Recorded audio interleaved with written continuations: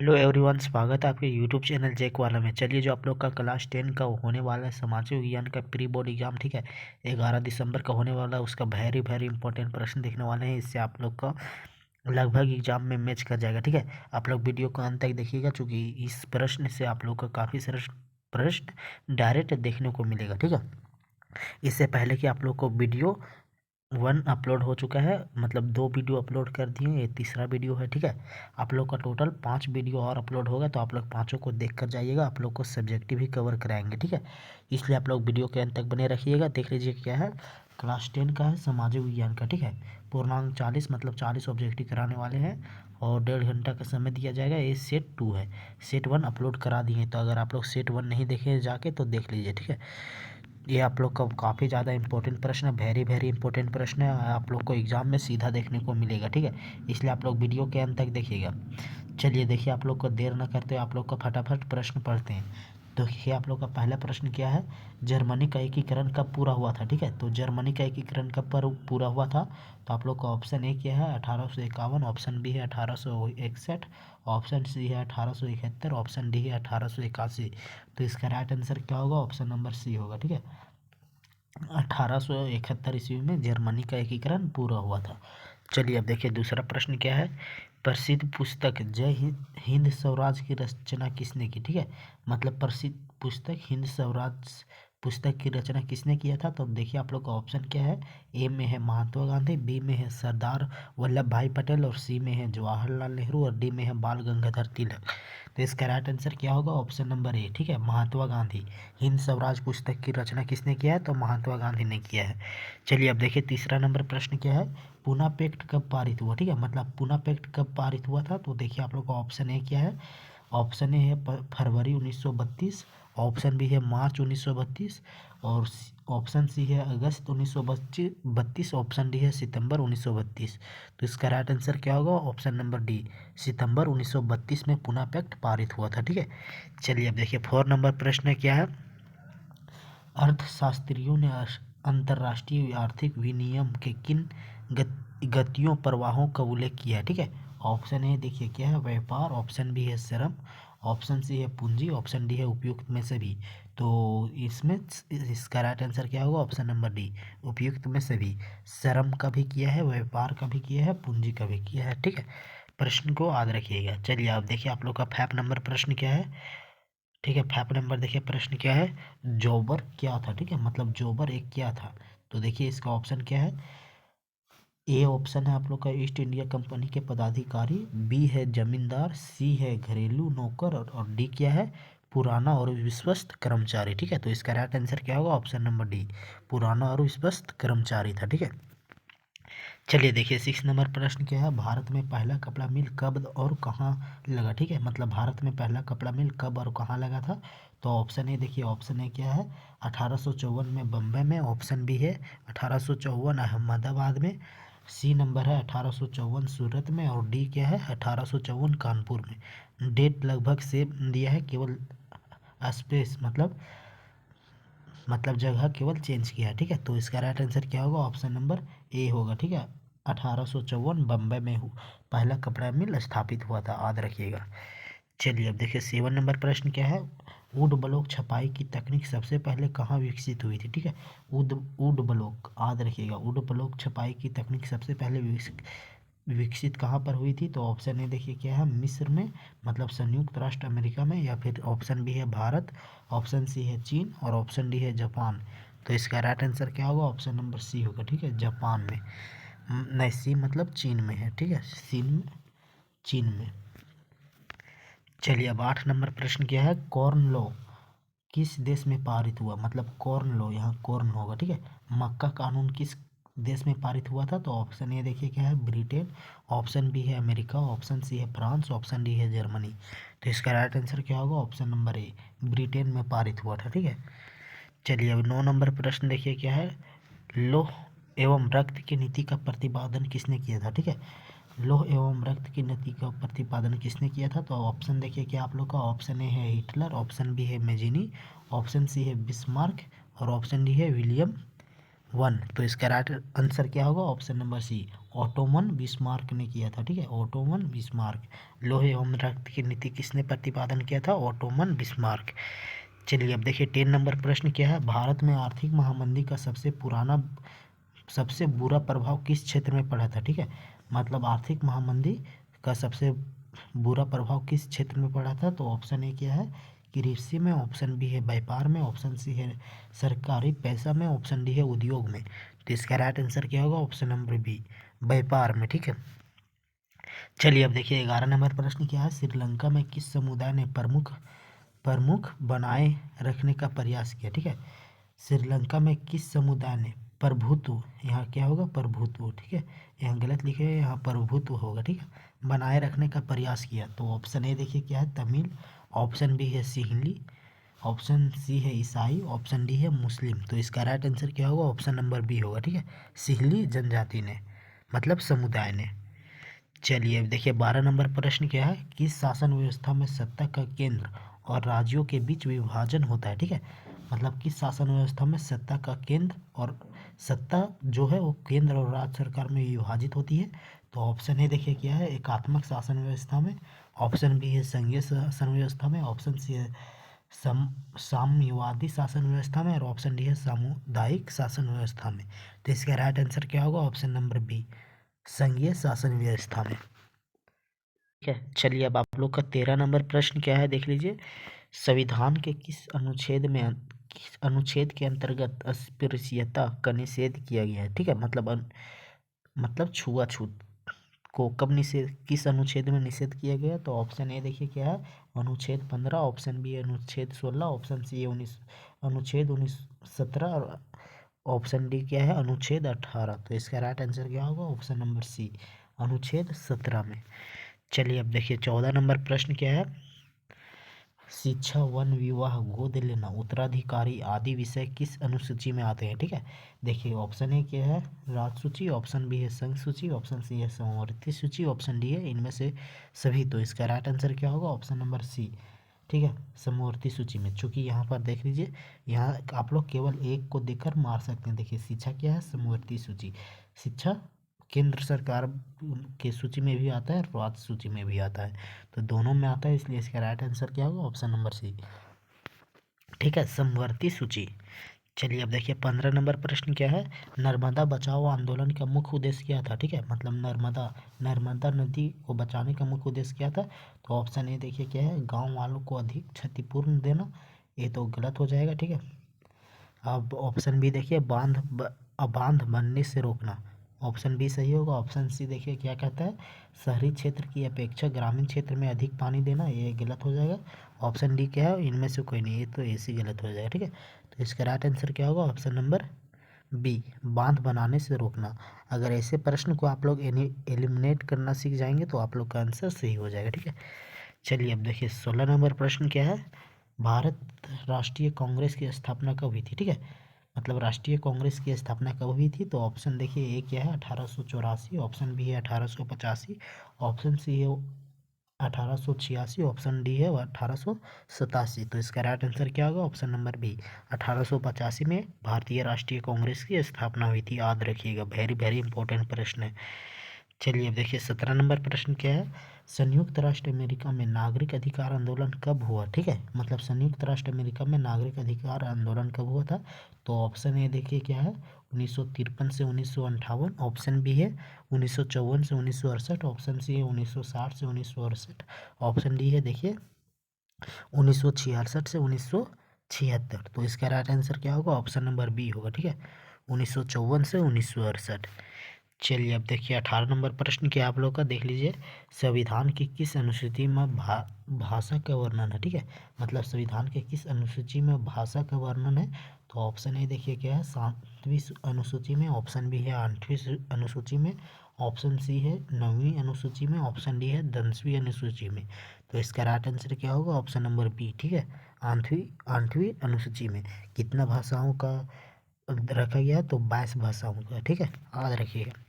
चलिए अब देखिए 19 नंबर प्रश्न क्या है? पंचायतों में महिलाओं के लिए कितने प्रतिशत आरक्षण का प्रावधान किया गया है? ऑप्शन ए देखिए क्या है 25%, ऑप्शन बी है 33%, ऑप्शन सी है 40%, ऑप्शन डी है 50%। तो इसका राइट आंसर क्या होगा? ऑप्शन नंबर बी 33% सही हो जाएगा। ठीक है, अगर तिहाई में पूछेगा तो बोलिएगा 1/3। ठीक है, 1/3 महिलाओं के लिए सीट आरक्षित किया गया है। चलिए अब देखिए 20 नंबर प्रश्न क्या है, विश्व में सबसे अच्छी शासन व्यवस्था कौन सी मानी जाती है? ठीक है, मतलब विश्व में सबसे अच्छा शासन व्यवस्था कौन सी मानी जाती है? तो ऑप्शन ए देखिए क्या है लोकतांत्रिक, ऑप्शन बी है राजतांत्रिक, ऑप्शन सी है तानाशाही, ऑप्शन डी है सैन्य आधारित। तो इसका राइट आंसर क्या होगा? Option number A. ठीक है, लोकतांत्रिक। चलिए 21 नंबर प्रश्न क्या है, इनमें से किन राज्यों में काली मृदा पाई जाती है? ठीक है, मतलब काली मृदा किस किस राज्य में पाया जाता है? तो देखिए आप लोग का ऑप्शन है क्या है राजस्थान, ऑप्शन बी है पंजाब, ऑप्शन सी है गुजरात, ऑप्शन डी है हरियाणा। तो इसका राइट आंसर क्या होगा? गुजरात। ठीक है, महाराष्ट्र, गुजरात और सौराष्ट्र। ठीक है, सौराष्ट्र और महाराष्ट्र, महाराष्ट्र, गुजरात और सौराष्ट्र, आप लोग तीन तीन राज्यों का नाम याद रखिएगा। ठीक है, सौराष्ट्र राज्य नहीं है बल्कि वह भी एक क्षेत्र है काली मृदा का। चलिए अब देखिए 22 नंबर प्रश्न क्या है, कॉर्बेट राष्ट्रीय उद्यान किस राज्य में स्थित है? ठीक है, मतलब कॉर्बेट राष्ट्रीय उद्यान किस राज्य में स्थित है? तो आप लोग का ऑप्शन देखिए, ऑप्शन ए क्या है कर्नाटक, ऑप्शन बी है उत्तराखंड, ऑप्शन सी है छत्तीसगढ़, ऑप्शन डी है महाराष्ट्र। तो इसका राइट आंसर क्या होगा? ऑप्शन बी होगा। ठीक है, उत्तराखंड में स्थित है कॉर्बेट राष्ट्रीय उद्यान, याद रखिएगा। चलिए अब देखिए आप लोग का 23 नंबर प्रश्न क्या है, सरदार सरोवर बांध गुजरात के किस नदी पर बनाया गया है? ठीक है, मतलब सरदार सरोवर बांध गुजरात के किस नदी पर बनाया गया है? तो आप लोग का ऑप्शन ए देखिए क्या है नर्मदा, ऑप्शन बी है साबरमती, ऑप्शन सी है ताप्ती, ऑप्शन डी है माही। तो इसका राइट आंसर क्या होगा? ऑप्शन ए होगा। ठीक है, नर्मदा। चलिए 24 नंबर प्रश्न क्या है, इनमें से किसे सुनहरा रेशा कहा जाता है? ठीक है, मतलब सुनहरा रेशा किसे कहा जाता है? आप लोग का ऑप्शन ए देखिए क्या है कपास, ऑप्शन बी है जूट, ऑप्शन सी है रेशम, ऑप्शन डी है ऊन। तो इसका राइट आंसर क्या होगा आप लोग का? ऑप्शन बी होगा। ठीक है, जूट को सुनहरा रेशा कहा जाता है। वेरी वेरी इंपॉर्टेंट प्रश्न याद रखिएगा। चलिए अब देखिए 25 नंबर प्रश्न क्या है, झारखंड में कोडरमा, जो कोडरमा एक जिला है किस खनिज के लिए प्रसिद्ध है? ठीक है, झारखंड में कोडरमा एक जिला। ठीक है, कौन कौन कोडरमा से देख रहे हैं आप लोग कमेंट करिएगा। तो देखिए क्या है झारखंड में कोडरमा किस खनिज के लिए प्रसिद्ध है? तो ऑप्शन ए देखिए क्या है लोएक्स, ऑप्शन बी है तांबा, ऑप्शन सी है बॉक्साइट और ऑप्शन डी है अभ्रक। तो इसका राइट आंसर क्या होगा? ऑप्शन डी होगा। ठीक है, अभ्रक के लिए प्रसिद्ध है आप लोग का झारखंड के कोडरमा जिला। चलिए अब देखिए 26 नंबर प्रश्न क्या है देख लीजिए। ठीक है, 26 नंबर है, निम्न में से कौन सी एजेंसी सार्वजनिक क्षेत्र में स्टील के बाजार में उपलब्ध कराती है? ठीक है, तो स्टील के बाजार में कौन उपलब्ध कराती है? आप लोग का इसमें ऑप्शन ए कहाँ तो छिप गया पता नहीं। देखिए ऑप्शन बी क्या है सेल है, ऑप्शन सी है टिस्को, ऑप्शन डी है MNCC। ठीक है, तो इसका राइट आंसर क्या होगा? ऑप्शन बी होगा। ठीक है, सेल। चलिए अब देखिए 27 नंबर प्रश्न क्या है, भारत की समुद्री तट की कुल लंबाई कितनी है? ठीक है, समुद्री तट की कुल लंबाई कितनी है? ऑप्शन देखिए, ऑप्शन ए है 1500 किलोमीटर, ऑप्शन बी है 7516 किलोमीटर, ऑप्शन सी है 3214, ऑप्शन डी है 2997। ठीक है, तो इसका राइट आंसर क्या होगा? ऑप्शन बी होगा। ठीक है, 7516 किलोमीटर। चलिए अब देखिए आप लोग को 28 नंबर प्रश्न क्या है, भारत की पहली रेलगाड़ी कब चली थी? तो देखिए आप लोग को ऑप्शन ए क्या है 1953, ऑप्शन बी है 1954, ऑप्शन सी है 1960 और ऑप्शन डी है 1962। तो इनमें से कोई भी ऑप्शन सही नहीं। ठीक है, कब चला था? तो 1853 ईस्वी में। कहाँ से कहाँ? तो मुंबई से थाने, मुंबई से थाने, मुंबई से थाने चला था। कितना किलोमीटर चला था? तो 13 किलोमीटर चला था। ठीक है, 13 किलोमीटर। ठीक है, 13 किलोमीटर। ये ज़्यादा इम्पोर्टेंट नहीं है पर ये ज़रूर इम्पोर्टेंट है कि मुंबई से थाने तक चला था। ठीक है, मुंबई से थाने तक चला था, याद रखिएगा। चलिए अब देखिए 29 नंबर आप लोग का प्रश्न क्या है देख लीजिए, निम्न में कौन परंपरागत ऊर्जा स्रोत के उदाहरण? ठीक है, परंपरागत ऊर्जा स्रोत का मतलब क्या होता है? जो परंपरा से चलते आ रहा है, मतलब जो जो हमारे पीढ़ी भी उपयोग करते आ रहे हैं। ठीक है, तो देखिए ऑप्शन ए क्या है सौर ऊर्जा, ऑप्शन बी है पवन ऊर्जा, ऑप्शन सी है कोयला, ऑप्शन डी है परमाणु परमाणु ऊर्जा। तो इसका राइट आंसर क्या होगा? ऑप्शन सी कोयला होगा। ठीक है, चलिए अब देखिए 30 नंबर प्रश्न क्या है। 1992 में पृथ्वी सम्मेलन किस देश में आयोजित किया गया? ठीक है, ये आप लोग का ज्योग्राफी का प्रश्न है, वो काफ़ी ज़्यादा इंपॉर्टेंट प्रश्न है। ठीक है, 1992 में पृथ्वी सम्मेलन किस देश में आयोजित किया गया था? तो आप लोग का ऑप्शन ए देखिए क्या है, भारत, ऑप्शन बी है दक्षिण अफ्रीका, ऑप्शन सी है ब्राज़ील, ऑप्शन डी है अमेरिका। तो इसका राइट आंसर क्या होगा? ऑप्शन सी होगा। ठीक है, ब्राज़ील में सम्मेलन किया गया था। ठीक है, इसमें कितने देश लगभग शामिल हुए थे? तो 150। ठीक है, 150 लगभग देश शामिल हुए थे। चलिए 31 नंबर प्रश्न क्या है।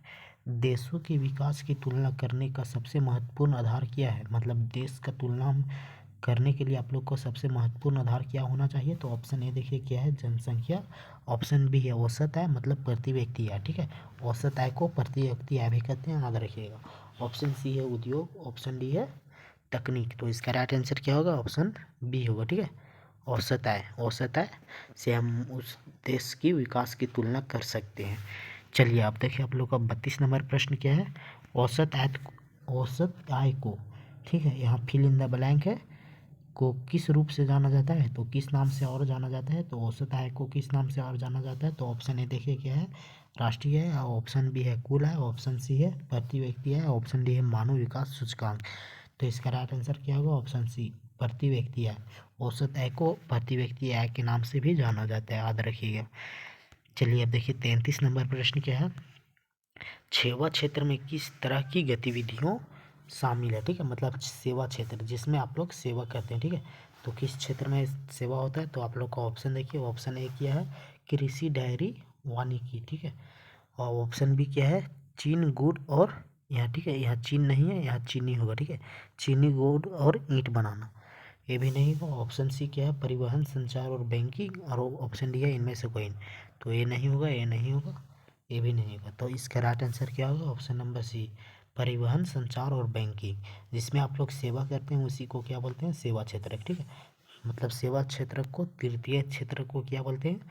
सेवा क्षेत्र, याद रखिएगा। ठीक है, सेवा क्षेत्र किसे बोलते हैं? तृतीय क्षेत्र को। अब देखिए आप लोग का 34 नंबर प्रश्न क्या है। जीवन बीमा की गतिविधि है, मतलब जीवन बीमा की क्या गतिविधि है? तो आप लोग का ऑप्शन है देखिए क्या है, प्राथमिक, ऑप्शन बी है द्वितीयक, ऑप्शन सी है तृतीयक, ऑप्शन डी है चतुर्थक। तो इसका राइट आंसर क्या होगा? ऑप्शन सी तृतीयक। ठीक है, जीवन बीमा भी एक प्रकार का सेवा है। ठीक है, तो सेवा क्षेत्र तृतीय क्षेत्र को कहते हैं, याद कर लीजिएगा।